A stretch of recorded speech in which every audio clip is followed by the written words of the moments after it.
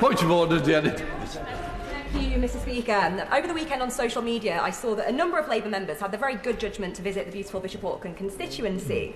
And whilst I'm grateful to the one honourable member who did give me notice, it did put into stark contrast the 4 honourable members for Ashton-under-Lyne, Washington and Sunderland West, Blaydon and Newcastle North did not have the good judgment to follow your advice, Mr. Speaker, and notify me as a sitting MP. I did notify them of my intention to raise them in the chamber today, Mr. Speaker, but could you please advise the House once again on how we can ensure honourable members are giving notice when visiting other constituencies? Can I first of all say I'm grateful for the honourable member giving notice of the point of order and for informing the members concerned. The courtesies do apply on any visit in an official capacity.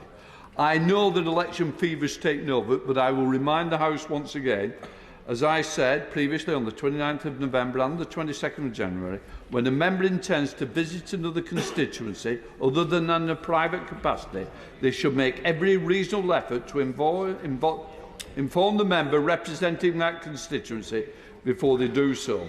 Boundary changes do not take effect until the next election, and we must observe the convention of not involving ourselves with other members' constituency until that time. And I've had complaints from all sides of the House, so please do the right thing, stick to the conventions that we expect of each other. Right, thank you. Rushanara, point of order. Thank you, Mr. Speaker. On Thursday, 14th March, during Business of the House questions, the Leader of the House said in response to a question from the Honourable Member for Colne Valley about council spending that Labour had a legacy, and I quote, of vote rigging in Tower Hamlets. This is a false claim, and I wonder if the Right Honourable Lady may have got her parties confused, as there was a widely reported case, Mr. Speaker, in 2015 in which the Election Commissioner, Richard Morey, voided the mayoral election of 2014 under the Representation of the People's Act 1983 on the grounds of corrupt and illegal practices. This was in relation to the activities of a party named Tower Hamlets First. This had nothing to do with Tower Hamlets Labour Party or the National Labour Party. So can I ask, Mr. Speaker, please can you offer advice about whether and when the Leader of the House can come to the House and set the record straight? Can I just say, the Leader of the House is here.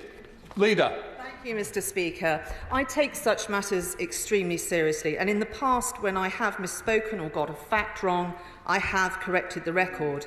However, in this case, if I'm guilty of anything in the exchange last Thursday, is that I have underplayed the situation. The incident the Honourable Lady refers to was indeed by an independent politician, although backed by Ken Livingstone.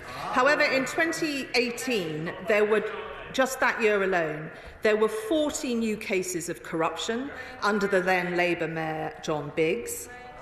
And the incident I was referring to was Labour's legacy, because of just a few weeks ago, the government inspectors have been called in again to investigate Tower Hamlets. But I fully understand if the Honourable Lady doesn't want to take my word for it, so I would direct her to a letter written to her party's NEC in 2016 about a local selection, which said, it was written on behalf of members of the local Labour Party, and it says, on behalf of a number of distressed members of the Tower Hamlets Labour Party who have been victims of intimidation, bullying, harassment, blackmailing by members of John Biggs' campaign team, some of whom are senior and leading figures of the local Labour Party.